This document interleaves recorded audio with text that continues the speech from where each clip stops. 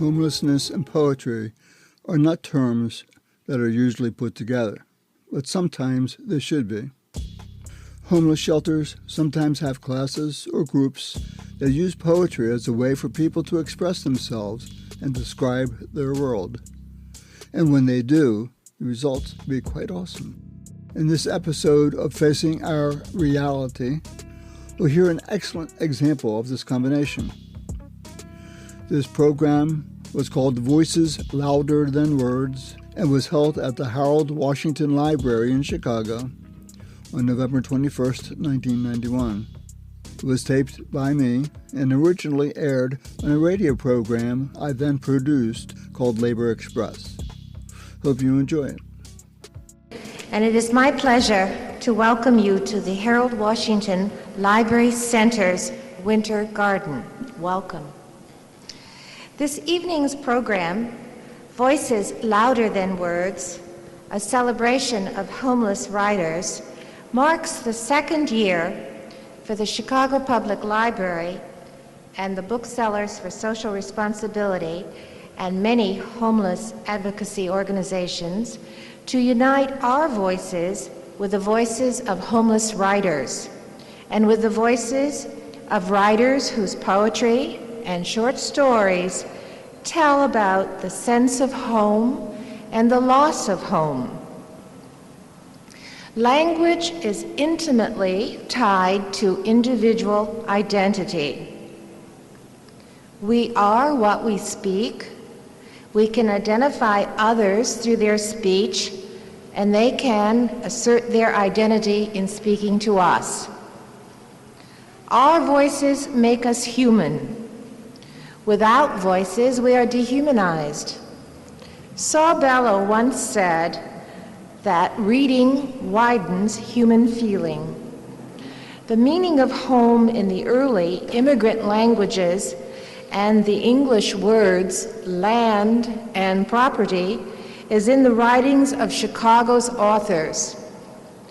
The efforts of Chicago's early immigrants coming to the city and establishing a home with a future in America provide the major themes in understanding the history of Chicago as America's polyglot city. Today, the words home, property, and shelter have taken on new urgency because there are many Americans whose basic need for a home goes unmet. Public librarians and libraries play a leadership role in addressing the problems of homelessness in their communities by cooperating with the social service agencies and by providing reading materials to shelters for the homeless, literacy programs, and information and referral services. Introducing today's readers is Lou Rosenbaum, proprietor of Guild Books and the coordinator of the Booksellers for Social Responsibility. It is now my pleasure to introduce to you Lou Rosenbaum. Lou Rosenbaum.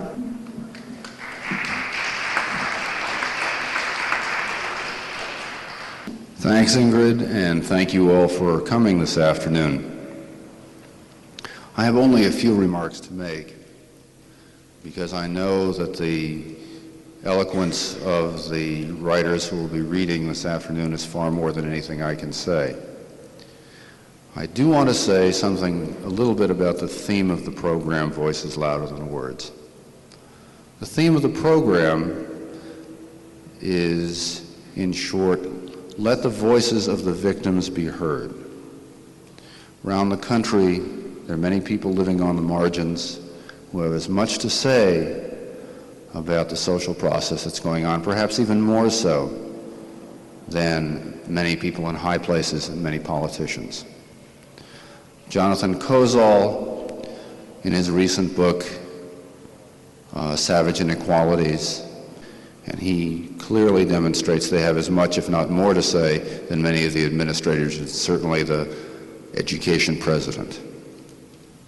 Voices Louder Than Words is a program which was conceived really as a way in which to help empower and allow voices from the streets to mingle and to show that the struggle for survival exists in our very midst. People whose aspirations are essentially the same as everyone else's. Louder Than Words is also an anthology. It's an anthology of work written by well-known writers who've contributed their royalties to organizations dealing with homelessness and hunger. It's a rare mixture. It's a mixture of what can happen when the creative process is used to illuminate and really throw a light, illuminate what the problems are in society and what the possible solutions are. I think there's something rather new happening in this country. And that something is that the people who have been at the bottom, the people who have been the most deprived of voice and property, those people are beginning to take action and voice to make that their activity and demands heard. And it is a great pleasure and a great honor for me and for, I think, all of us to be part of that process here today. I also have the honor to be able to introduce the first writer this afternoon. The first writer is Robert Boswell, author of a number of books. You have to excuse me because I was actually expecting someone else to make this introduction this afternoon, but I'm really delighted to be able to do this. Robert Boswell now lives and teaches in Las Cruces, New Mexico, but he is very well known and deep in the hearts of Chicagoans as a longtime Chicago writer. Another great contribution to this program is the fact that we have a young poet, Noah Boswell, who's about to appreciate this program. Without further ado, I'd like to ask you to help me welcome Robert Boswell, reading from his work in Voices Louder Than Words, The Products of Love. Thank you.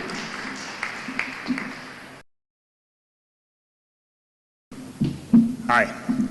I'm going to read just a few pages from the story, my story in the anthology, Voices Louder Than Words, which is called The Products of Love. When I was 19 and first married, my wife said something I still think about today, 20 years later. "You believe love is beautiful like sunlight," she told me, "but it's more like the wind. You see only its consequences." On a grassy lawn at the center of the university, we sat with our legs intertwined, speaking seriously. We had married a month after meeting and treated our romance with solemn reverence. "You confuse love with the effects it produces," she said. My marriage broke up a long time ago. I begin here because I'm convinced this story is as much about the products of love as it is about love. Paula and Eugene Laroon moved into my neighborhood 3 years ago, a childless couple in their 30s. They rented a broken-down adobe house and avoided paying rent by doing repairs. I met them through a blunder. I asked their yardman what he got paid for cutting the grass. He turned out to be Paula. Wide-shouldered and small-breasted, superficially manly in appearance, Paula maneuvered the mower with the ease of long practice. Her hands were calloused, nails bitten short. Hers is not the kind of beauty you recognize just by looking. You have to hold her in your arms and feel the muscles moving beneath her skin. Don't misunderstand, we were never lovers, but there were times when I held her and understood her beauty. She shut the mower's engine in order to hear me. I saw my mistake then, but I pretended not to be surprised and calmly asked what she was paid. "I get to sleep with the fellow who lives here," she told me. An old joke, but we both laughed. By way of apology, I asked her and Eugene to dinner, and we quickly became friends. Paula and I were both chronic early risers. She fell into the habit of dropping by while Eugene slept. I couldn't explain to friends what it was about her that made me look forward to those mornings. I hesitate to describe it now. She was an intelligent woman who thought and acted in a manner unlike anyone else I'd known. Despite that, I felt, almost from the beginning, as if I'd spent my whole life with her, although her life was as different from mine as dust is from coffee. Our first important talk came late that summer, a brilliant morning after a night of rain. She propped her bare feet against my drop-leaf table and rocked back in her chair, a cup of coffee held with both hands balanced in her lap. Sunlight from the slatted window over the kitchen sink fell across her hair. I stood at the kitchen counter, filling my cup. The smell of coffee permeated the room. "You're the same height as my father," she said abruptly.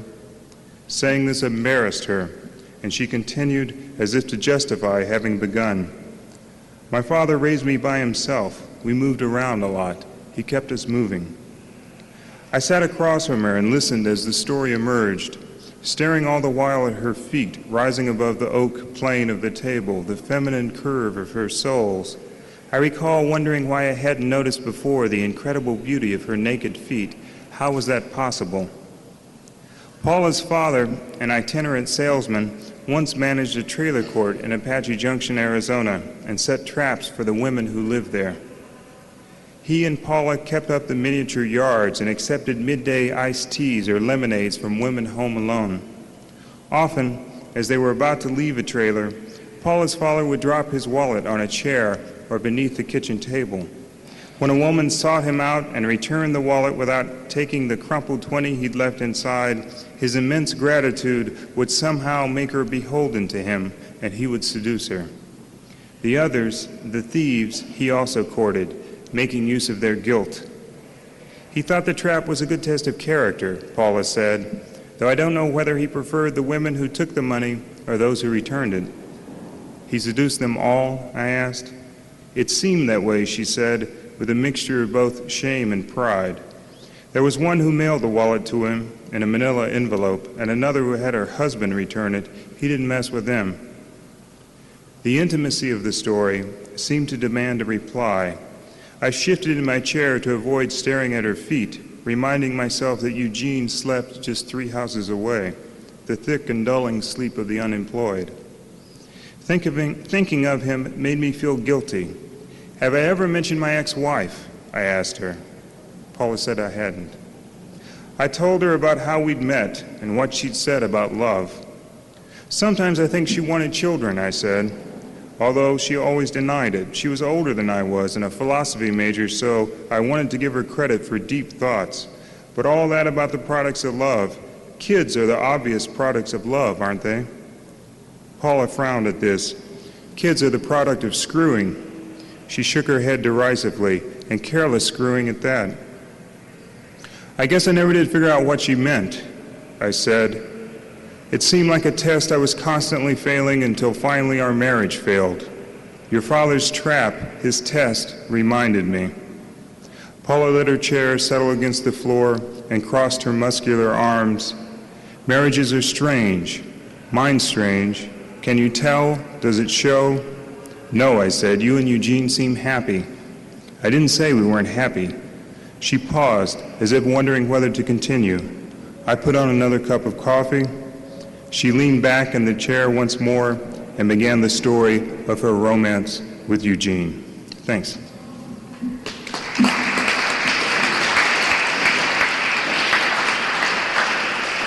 My name is Bob Wolf, publisher of the Free River Press, which publishes the works of homeless writers. It's my pleasure to introduce a friend of mine, Joe Goller, whose work we've just published, in addition, a book called From Within Walls. Joe wrote it in prison out in California. I met him at a shelter for homeless men in Nashville, Tennessee about 3 years ago. I asked him to join the writing workshop that I was running there, and he declined, but he did give me this book of poetry because he thought, well, I wouldn't do anything with it, and he'd just get rid of me. So, please welcome Joe Goller.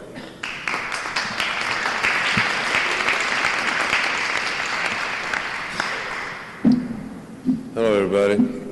My name is Joe, and like Bob said, we met at a shelter, which I ended up working at as a counselor for homeless people. So I've been on both sides of the coin, and I wish there were more people participating in these events, you know, but maybe someday it'll become everybody's problem.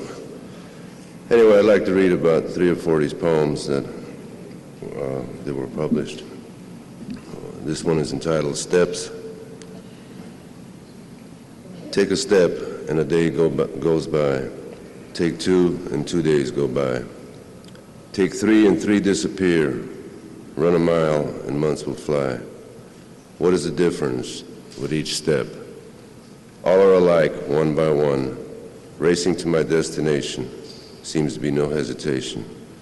The days turning into years. Always forward, looking back. What would happen if I retraced 1 step, then 2, then 3? Backward or forward, forward or backward? Either way, 1 day, 1 step, then nothing. Stop, but I can't. Thank you.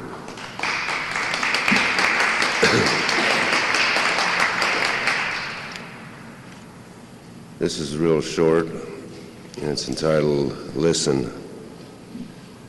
Listen and lie very still. Let your mind drift at will.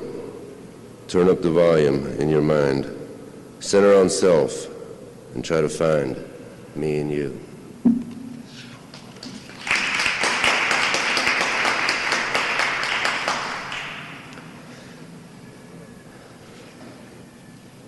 Gold is precious, paid for with countless lives. Diamonds are valued, ask the old and ugly wives. Rubies are worth their weight in shape and size.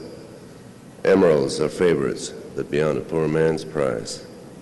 Water, who needs it except to drink and pollute? Air, well, I can use it, but I like it with suit. Earth has its use, but looks better on the cement. Nature, yes, I once saw it on a postcard stamp. Values, what a wonderful thing to possess. Morality means loving thy neighbor's wife best. Character, play the next man's part instead of self. Faith, a stack of old Bibles on a dusty shelf.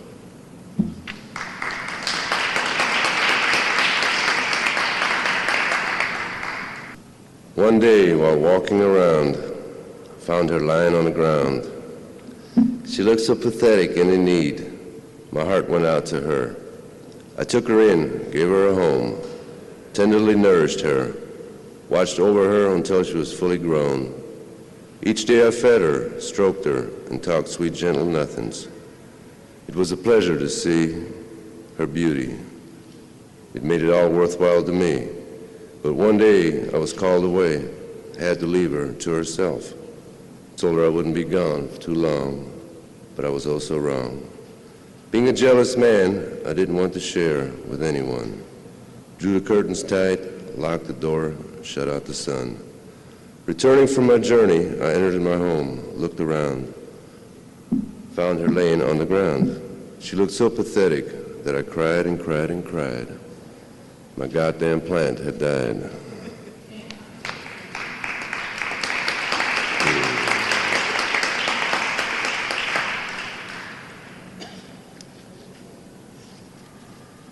The dream is over. Dawn sprinkles hues of light up more nakedness, bringing warmth within its splendor. The morning breathes new life into all that it encompasses, and my senses are aroused by her golden body lying next to mine. As she sleeps, I remember the night, our last caress, the play of tongues, her intense warmth flowing, penetrating as our souls combine to fly to new heights as never before. Gently, wave after wave thrust us together as the sea rushing to the shore to embrace the nakedness of the land. The point of separation lost, we were one. Only whispers of our emotions dancing and telling their story to the silence surrounding our world. We could not let go, drifting on and on through the ages, on to eternity. In love we died to live. She awakes, kisses me openly, and rises to dress. But before she slips away to resume her identity, she leans over, placing one more breath on mine. The words of poetic love are softly spoken. Then she's gone. The dream is over. Thank you very much.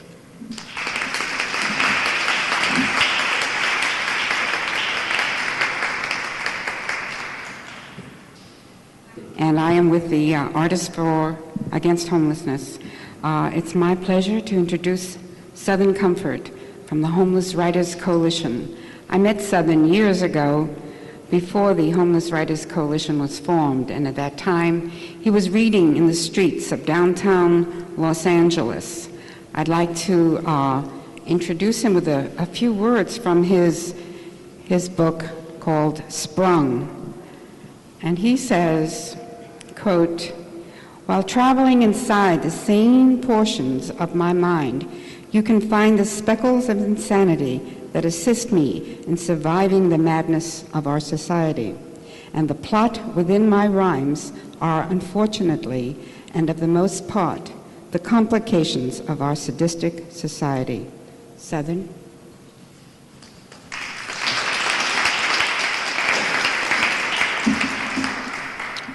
Thank you for having me here. Like she said, we had put together an organization called the Homeless Writers Coalition, and right now we're presently in Los Angeles trying to get a culture center. And what this culture center would do would facilitate artists that don't normally have the opportunity to a place to perform their art. And we put on plays. We have another brother, the president of the organization.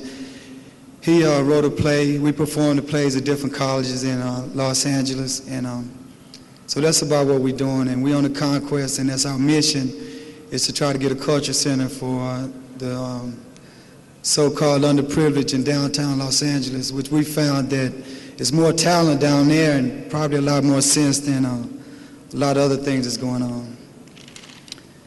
First of all, I'd like to read a piece called Just Another Brother. This is called Just Another Brother. Am I to be another brother dipped into the vanilla abstract of disillusion? Am I to be another brother whose hopes and dreams are confined into the statistics of incarceration? Am I just another brother screaming, "Be black as I am," and selling out at every opportunity that I can get? Am I just another brother being a chameleon to accommodate the needs of my survival? Am I defrauding myself? Am I defrauding my people? Am I just another brother who's a puppet for the puppeteer in the puppet show? Am I just another brother? But wait, I ask myself, am I a black man trying to make the difference, or am I just another brother? Thank you.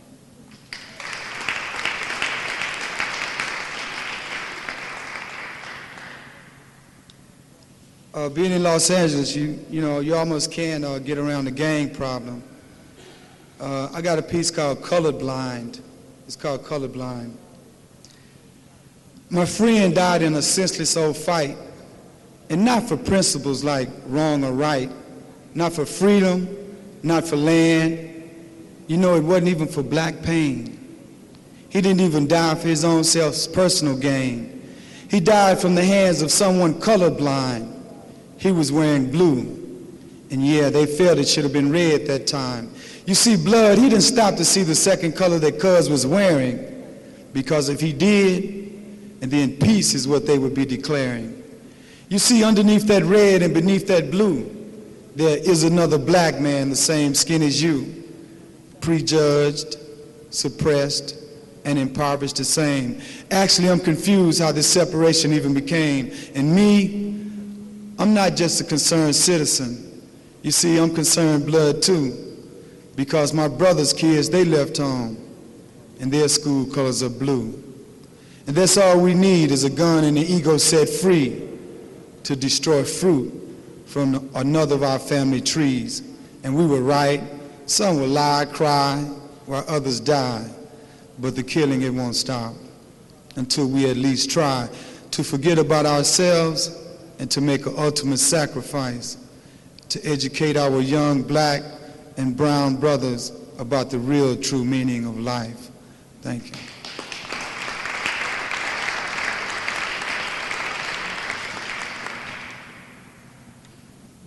This piece is called True Brother.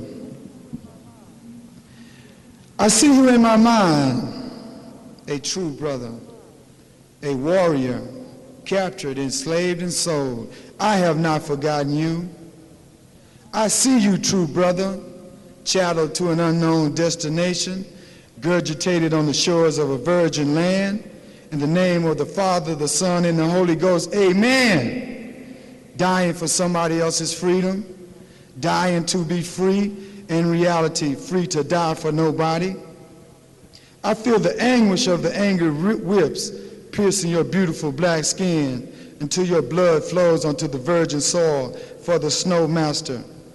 I hear the rebellious screams in the Ashanti tongue coming from the heart that has been hollowed by the self-proclaimed king of the jungle. I hear you, true brother, asking in thought, why does this creature dream this mean dream? Well, why does this creature dream this mean dream? I have not forgotten you, true brother. I know that you live. You are alive in the chains that brought you here. You are alive in the fields that you worked and died in. You are alive in the sperm that birthed black babies. You were alive in the emancipation. You were alive in the civil rights in Garvey, in Malcolm, in Nat Turner, in Martin Luther and James Baldwin. You are alive in Farrakhan. You were alive in the revolutionaries. You were there, true brother. And I will not let them forget that you are here, and that I am here, and that we are here. That's right, true brother. There are no materialistic values that would bring us down, that would detour us from confiscating what is rightfully yours. Thank you. I have one other piece I'd like to read. And it's called, Am I Dying Soon? It's called, Am I Dying Soon? Miles and miles away, bad news has just come in about the fate of two old childhood friends, a beautiful black woman, at least the last time I'd seen, and just another black man trying to live out his dreams. And she, like most, wanted to live so abundantly, but then her life detoured in search of so much sensitivity. A schoolgirl, a mother, a prostitute, a bona fide dope fiend. These stages in her life tell me, what does this mean? Someone who respects life and loved by everyone. At that time, he was living loose when sexuality in a time was not considered fun. A schoolboy, a father, a bona fide dope fiend. Stages in his life. Somebody tell me, what does this mean? Her drive for sensitivity melting like burning candle wax, complimentary of silent HIV and old needle tracks. His life just more of the shame, bad decisions, discomfort, and yeah, not to mention the family shame.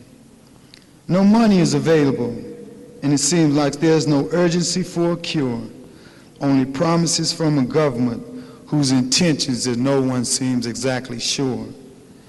Am I dying soon? Am I dying soon? Will I be next to die? With the resources that this country has, I have only one question, and my question is why? Thank you.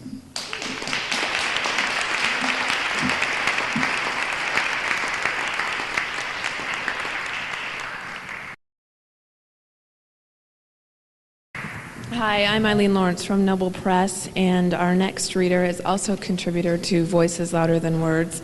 She's originally from Chicago and now lives in Las Cruces, New Mexico. She lives and teaches there, and she will be reading from her contribution to the book called, her story is called The Facts of Air. So please help me in welcoming Antonia Nelson.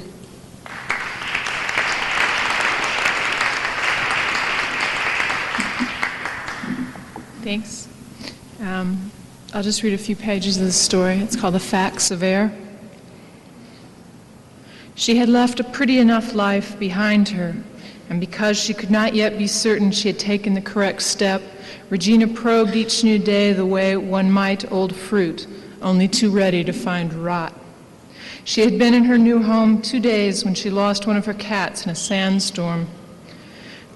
Regina had not lived in Tucson long enough to understand that the storm was unusual, troublesome not only to a newcomer but to old-timers as well, people who took for granted benign, happy weather. Nor did she know that for the duration of her time there she would not experience another like it. For the year that followed, Regina anticipated sandstorms the way she had used to blizzards or tornadoes in Ohio, battening down against the luminous sky and the facts of air. The second cat, sister to the missing one and a homebody by nature, stuck close to Regina's heels, howling plaintively as if recounting her side of the story. It was a late afternoon in September, and the sun burned, though barely, on the wavering line of the horizon. The door slammed behind Regina, and sand stung her skin like bits of broken glass. She tried to shield her eyes, face a friendly direction, but the wind and grip were omnipresent, erupting from non-specific sources. Giving up the search, Regina sat defeated in her new dining room, gathering her wits. Sand flicked at the aluminum-cased windows. Door frames rattled, and wind sent the loose lawn furniture sailing from the front porch into the gravel driveway. She had rented this home because its owners had not yet taken their belongings, and so a family personality remained, from a divorcing couple. One of them was, apparently, a gynecologist. On the concrete porch, arranged as a kind of centerpiece among the transient plastic chairs and chaise lounge, was an inert stainless steel examination table, complete with stirrups. Though the house had once obviously been custom designed for these absent people in all its parts, therefore desirable, half empty, it spoke of carelessness and waste, mutinous betrayal. Looking around at the ornately carved dining room chairs, Regina believed the family had tried to purchase a solidity, a comfort they could not summon from one another. She felt not sorry for them, but superior. The wind seized the house like a birth contraction. Above Regina on the roof, a clatter followed. Soon a piece of grillwork covering the swamp cooler toppled down onto the withered backyard, blown bow-leggedly on its corners across the dead grass until it fell into the contaminated swimming pool and slowly sank. Regina clutched her arms as if they too were in danger of disengaging. She could not imagine that her cat would survive. Her mere 9 pounds would be nothing in this wind, and decided to go ahead and cry about it. The cats had been the largest constant in her life for the last 8 years. They pre- and post-dated her marriage. They reminded her of the good parts of single life. Most recently, they'd allow themselves to be contained like luggage and hauled across the country, unpacked on the other end in the land of galing debris and dirt. Regina was 32 years old and by choice alone. It was not too much, she told herself resolutely and with no small part self-pity, to need her pets. She watched this unfamiliar city become further obscured in the churning air and thought nostalgically of Ohio, where storms originated in clouds and fell toward the earth, adhering to the basic laws of gravity and weather. Life on the desert, it seemed, would be upside down. Overnight, the wind died and the dust rearranged itself over the cactus land. Lux, the missing cat, came home, her coat heavy and dull with grit, her eyes weary and resentful. She was not the same animal she'd been. Regina offered her a guilty smorgasbord of food, everything a cat could want, cream and lox and rank canned beef and quivering raw liver and diced cantaloupe, Lux's old favorite. But the animal would not eat, turning her gray nose up at it all. She did not seem to recognize her sister, though she didn't attack her as she might a truly strange cat, but snubbed her, as if her experience out in the storm had elevated her to a plane of suffering the uninitiated would not appreciate. Regina thought of her friends who'd given birth. Regina would understand, they claimed, when she had a child of her own. Regina's husband had ferreted out her phone number, and for a few weeks his were the only calls she received. She continued to answer the phone because the odds kept building there would have to be somebody else on the other end. Lux has a fever, she told him. She'd been testing the black pads of the cat's feet every few hours. When her paws felt abnormally warm, the two of them would head for the emergency vet clinic a few miles down the road. Regina's rented house was on the high desert outside of Tucson.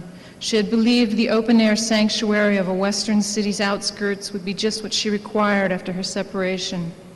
She and Lux became such frequent late-night visitors at the clinic that the vet quit charging her for anything more than medication.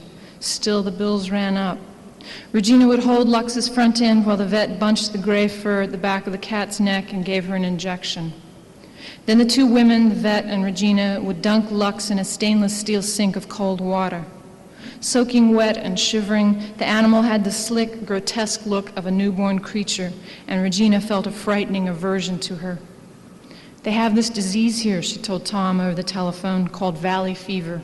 "It's from fungus in the air. Everyone gets it, but only some people get it bad. This man walks up and down Speedway talking to himself and scratching his back until it's bloody. Valley fever went to his brain." "Speedway?" he said. Regina paused, vindicated all over again at having left her husband. "See, Tom, is it possible for you to ever really get the point? I tell you stuff about this horrible disease, this poor bastard, and you say Speedway? I'm just saying Speedway, like a racetrack." "Anyway," she said, "there's valley fever in the air, getting sucked down in everybody's lungs. Speedway's just a street." "So what is the point, Regina? You chose to go there." She sighed, not sure herself. "Why did you call me?" "You don't know what you're doing," he said in exasperation. "You're like a sleepwalker about to step off a cliff." Regina pictured then his laborer's raccoon-eyed tan, the soft white skin his sunglasses protected, the way his brown hair seemed permanently indented by the cap he wore, the way he whistled through his widely spaced teeth when he enjoyed himself, the way his slim hips never quite held his pants. At a distance, these things endeared him to Regina. In person, she had found them insufferable, just the presence of him, his long arm not even on her but near her in the mornings. He was messy, indulgent, forgetful. His breath smelled of aluminum cans. He liked to make love in the middle of the night when Regina could barely rouse herself. It was no better in the middle of the day when he was seized with an urge to grab and squeeze and knead and push at her until she could barely breathe. He liked to mold. Though by the climb's end their sex satisfied her, the journey up was stifling and mechanically arduous. He was heavy, his thinness an illusion. She had imagined nothing more pleasing than waking, fully rested, floating among the linens of a large cloud-like bed by herself.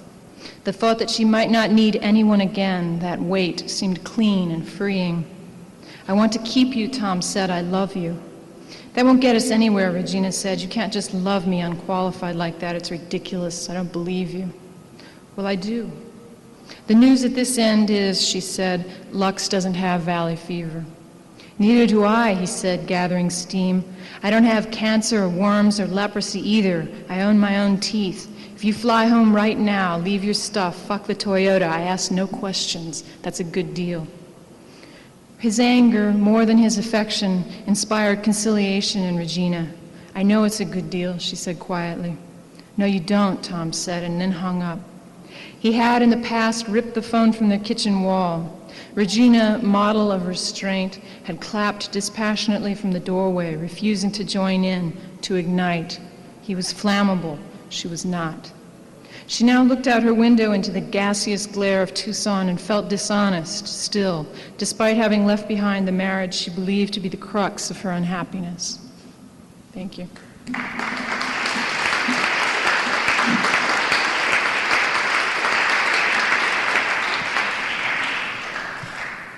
I'm Sharon Roth from Marshall Fields. A poet has the unique ability of looking at the ordinary in an extraordinary way and putting these perceptions in words that open the windows of all of us to the world outside and in. It's with a great deal of pleasure that we have one of these perceptors with us tonight, a poet, Cindy Salich, from Chicago, and I might add a recent prize-winning poet who will be leaving for Czechoslovakia this weekend to read her prize-winning poems. Cindy also conducts poetry workshops in Chicago shelters, and she's with us tonight to give us some of the poetry from these shelters. Cindy? Thank you, Sharon. Before I start, I would like to thank someone who's not here. an excellent Chicago poet. His name is Luis Rodriguez, and it was Luis who started the workshops in the shelters in Chicago and invited me to participate with him about 8 months ago. And I'll be forever grateful to him for opening my eyes and my ears and now my mouth.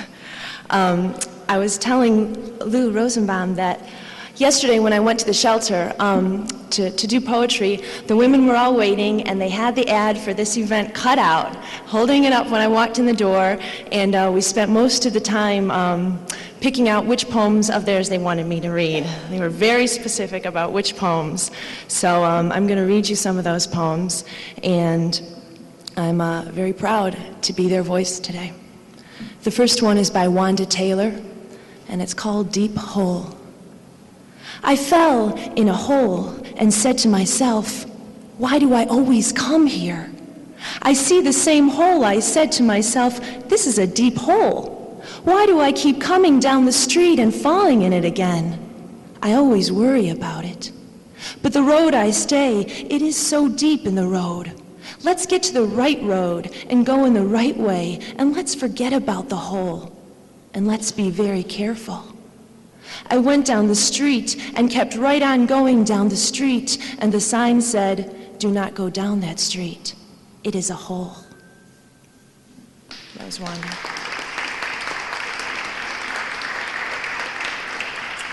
I'd also like to mention these are from the book With the Wind at My Back and Ink in My Blood, and as well as a calendar that I'll be reading from, and both are available to order, I believe, today in the back. This is by Eileen Winters, and it's called Hickory Street. Oh, I'd like to live on Hickory Street, where the end of the rainbow and the garbage meet.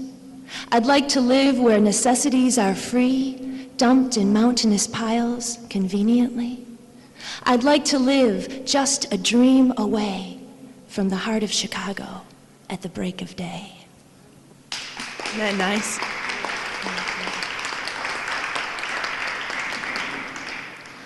This one is also by Eileen Winters, and it's called Player Piano. I felt closer to heaven than ever before when that old player piano rolled through our door. I pump the pedals and the roller goes round, grinding out the most melodious sound. The ivories flutter, stop and go to the tune of the old hymn, Whiter Than Snow. The roller is slotted with words to the right. As the music comes around, the words come in sight. Lord Jesus, you know how hopeless our state. You promised within us a new heart to create. As I stand at the crossroads of I-94, there's no piano, no room, no home anymore. And I'd just like to say, when we did this poem in the workshop, and Eileen read it to us out loud, she stopped here and let herself cry and feel what she had written. And that's very important. And we all just kind of sat there and held her with our hearts. And then she continued. My trials are many and rewards are few. The world marks a 0 for each good thing I do. Plickety plunk, plunkety plink, plickety plunkety plink. All that's left is the memory link. It's Eileen.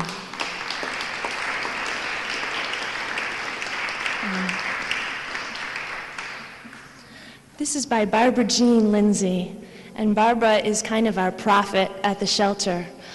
She kind of keeps us all right with God. And this is called Tremble the Waters. Tremble the waters of the old Pacific Ocean, rumble the soul of an innocent young man whose shelter lies in the deep waters of the Pacific Ocean, where one to all and least misfortunate to declare the peace of life. As the trembling waves pass over the harps of the innocent soul, as his silent voice passes through waters of hidden waves that seek comfort. Barbara.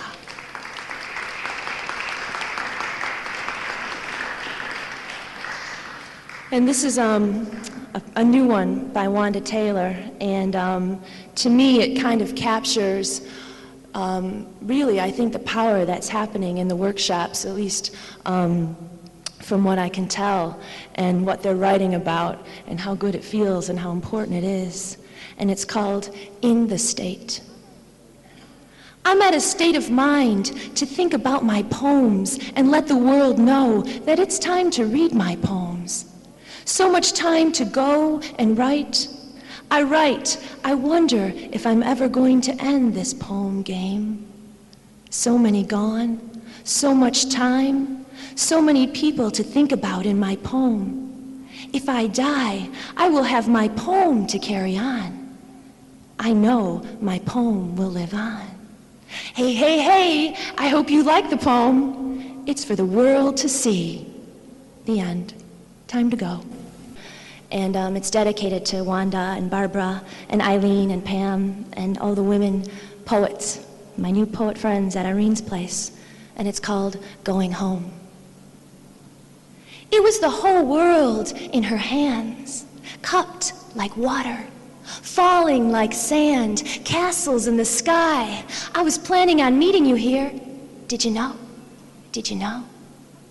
It was every word in between what had been written and what was left to write. 1,000,000 pages, unsung alphabets, nursery rhymes, stillborn at the age of 14. This is my life story. Did you know? Did you know? I got that feeling life is never as simple as this, and surely death is just as hard when the dying thing is coveting your breath as well. You can visit me here, but this ain't my home. You can send letters, postcards, pictures here, but this ain't my home. You may know me by name, but that was only luck, and yes, this ain't my home. I am generous with my secrets, though, and you sure look like you could use one, so I'll let you in on this. At night, see, when the doors are locked and everyone has left, the world comes to me for a place to stay. And then I am home. My body, a building scraping the sky, it is that tall.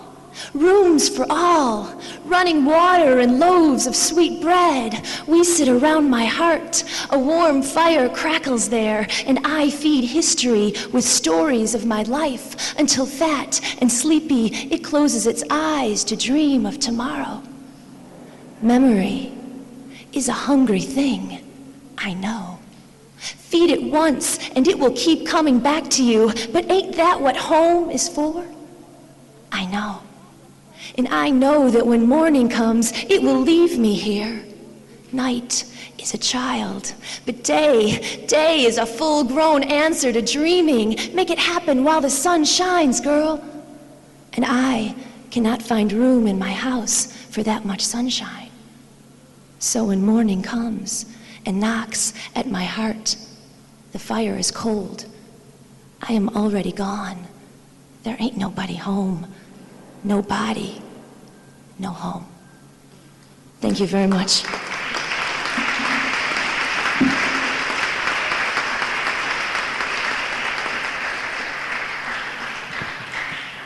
Our last reader is a friend of mine from Knoxville, Tennessee, Diana Schooler. Her latest book, Let Me Tell You Where I Used to Live, is published by Free River Press. And Diana will tell you something about herself, her past. I'll just say that she is now an important member of the Knoxville volunteer community. She serves on, I think, the Knoxville Coalition for the Homeless, and she was part of the steering committee for the state coalition down in Tennessee. And she just was named Woman of the Year by Destiny Magazine up in Detroit, Michigan. Please welcome Diana Schooler.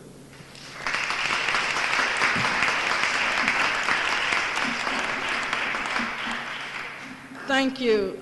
Just as Bob said, I'm an active part of the Knoxville, the Tennessee volunteer force. I'm on about 16 or 17 different committees because I feel like I have to give it back. There were people here for me when I was having a hard time, so I'm just giving it back. And I primarily target not only the homeless people, but children, people coming out of prison, people on drugs because I had all of these problems. You see, at 6 years old, I was sexually molested. At 12, I began using drugs. At 19, I went to prison, and I stayed in prison up until 4 years ago. On 5 separate times, for a total of 17 years and 3 months, I stayed in state and federal prisons. So I know what it's like to live in hell. But I write, and hopefully people can accomplish something from the things that I speak on. Just like I'm in Chicago today. Okay, I'll be gone Saturday, but you people can pass on the words. Those of you who are going back to California, you can pass on what I say. Feel free to use anything that I say if it will help, because I don't care who gets the credit as long as the job gets done. You ask just what you can do for me with all sincerity in your voice. To me, this seems kind of ludicrous, as if I had a choice. The things I need are just the same as those things you need each day. Food, clothing, and utilities, and of course, a place to stay. I need decent employment too, a job that would pay well, for otherwise I'm no better off cans to make a difference. I must say, please, don't think me lazy. Just living off the land, it's just that I'm having a hard time. It's almost more than I can stand. While there are times when I speak to civic groups, and I try to make them see that I'm no longer confined in jail, but support I must have to stay free. I'm doing the very best that I can possibly do. However, I think I'd grow far faster with just a little help from you. Thank you.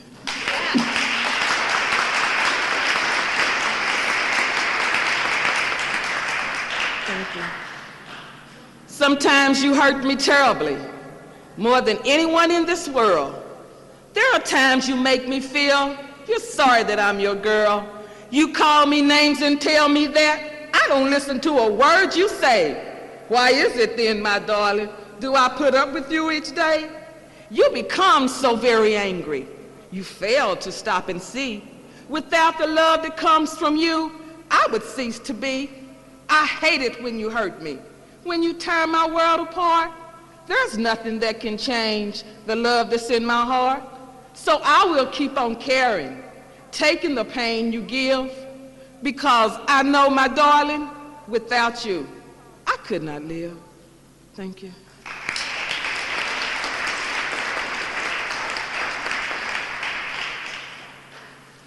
Frightened by the sounds of night, afraid to open my eyes, laying still for days, it seems, before I realized 'twas only a dream or a memory of the many days and nights spent inside of steel and brick.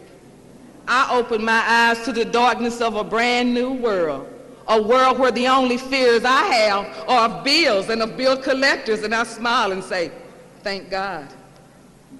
Thank you.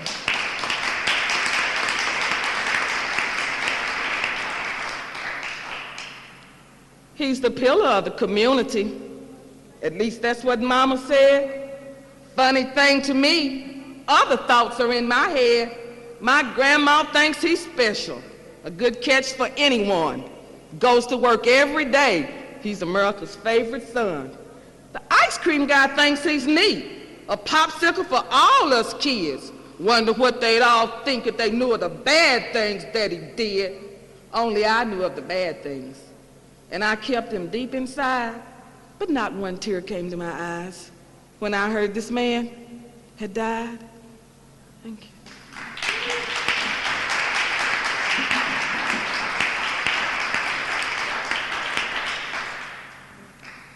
Thoughts of heaven and hell often bother me, for in my lifetime, I have lived in both, and both have lived in me.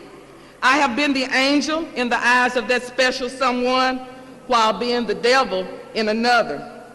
I have had heaven here on earth when all things were good, but oh, I have felt the fire and brimstone of the world down below. I have been able to smile when the world was at war. Oh, but I have shed a countless number of tears over a mere word. I have broken the bonds of color. I have dared to be me. I have resisted the forces of all those that sought to control me. I have listened to talk of going down below, and I have laughed aloud. For I know in all honesty that throughout life, I shall continue to seek heaven for I have already lived in hell. Thank you.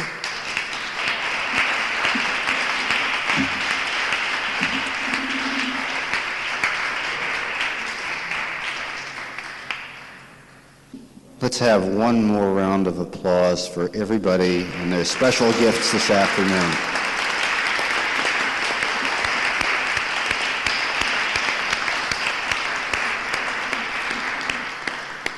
Thanks for listening to Voices Louder Than Words. As you could see, the themes touched on here are timeless and demanding. It was worth the trip back to 1991, and I'm glad you could join me. If you have any thoughts on the episode, you can email me at facingreality288@gmail.com. And I'm Wayne Heimbuch.